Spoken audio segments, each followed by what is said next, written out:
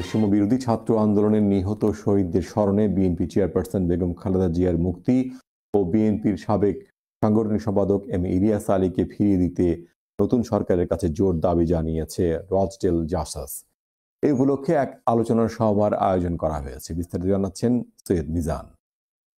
বাংলাদেশের ছাত্র আন্দোলনে নিহতের শহীদদের স্মরণে দেশনেত্রী বেগম খালেদা জিয়ার মুক্তি উপলক্ষে এবং সিলেটের কৃতি সন্তান এম ইলিয়াস আলীকে ফিরিয়ে পাবার আশায় রচডেল জাসাসের উদ্যোগে এক আলোচনা সভা ও দোয়া মাহফিল অনুষ্ঠিত হয় রচডেল কমিউনিটি সেন্টারে। আজিরউদ্দিনের পরিচালনায় এবং আশরাফ আহমদের সভাপতিত্বে সভায় প্রধান অতিথি হিসাবে বক্তব্য রাখেন যুক্তরাজ্য বিএনপির শিক্ষা বিষয়ক সম্পাদক জয়নাল আবদিন, সৈয়দ মিজান, আব্দুল কাইয়ুম, সৈয়দ সরকুম ইসলাম, আজিজুর রহমান, জাকির আহমদ সহ আরো অনেকে। সভায় বক্তারা বলেন, আমরা অনেক কষ্টের বিনিময়ে আজ আমাদের বাংলাদেশ নতুন করে আবার পুনর্জন্ম হয়েছে। সভায় বক্তারা আরো বলেন, এই দেশ আমাদের সবার।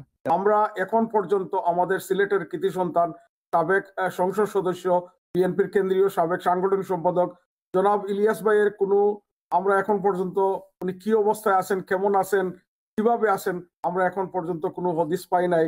বৈষম্য বিরোধী আন্দোলনে যারা শহীদ হয়েছেন আমি প্রথমেই তাদের রুহের মাগফিরাত কামনা করছি, আর যারা আহত অবস্থায় আছেন তাদের দ্রুত রোগ মুক্তি কামনা করছি।